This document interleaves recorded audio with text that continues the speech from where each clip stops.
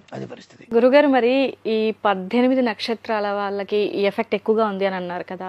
So వాళ్ళు అంటే జాగ్రత్తలు అనుకోండి, లేదంటే ఏదైనా పరిహారం అనుకోండి, సో ఏదైనా పరిహారం తెలియజేసే అవకాశం ఉందా గురుగారు? అమ్మ, 18 నక్షత్రాల వారు ఖచ్చితంగా కామాక్షి అమ్మవారిని ప్రత్యక్షంగా కానీ పరోక్షంగా కానీ అక్కడ విధానాన్ని అనుసరించి తీరవలసినదే.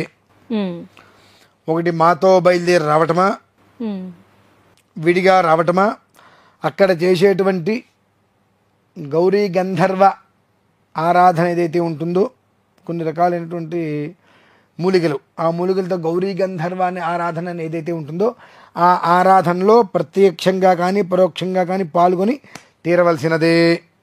మర్నాడు చేసేటువంటి మహాయంత్రతంత్ర విషమూలికాది ఏవైతే ఉంటాయో వాటి పరిహారార్థము చేసేటువంటి మహామంత్ర ప్రయోగంలో పాల్గొని తీరవలసిందే, ప్రత్యక్షంగా కానీ పరోక్షంగా కానీ కాదు.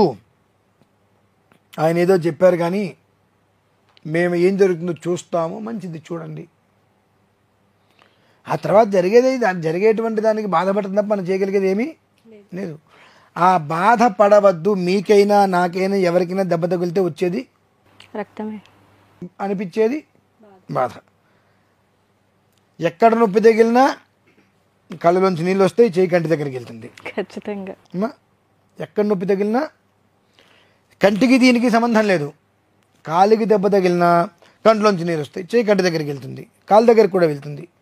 ఆ చేతులు లాంటి వారం మేము ఎక్కడ దెబ్బ తగిలినా దానికి తగు రీతిలో ఒక విధానాన్ని అనుసరిస్తూ ఆ కంటిని తుడిచేటువంటి విధానంలో భగవదారాధన చేసే వాళ్ళం మేము చేతుల్లాగా పనిచేస్తాం.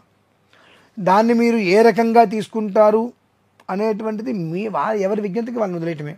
ఖచ్చితంగా మాత్రం ఈ 18 నక్షత్రాల వారు అత్యంత జాగ్రత్తగా ఉండి తీరవలసిన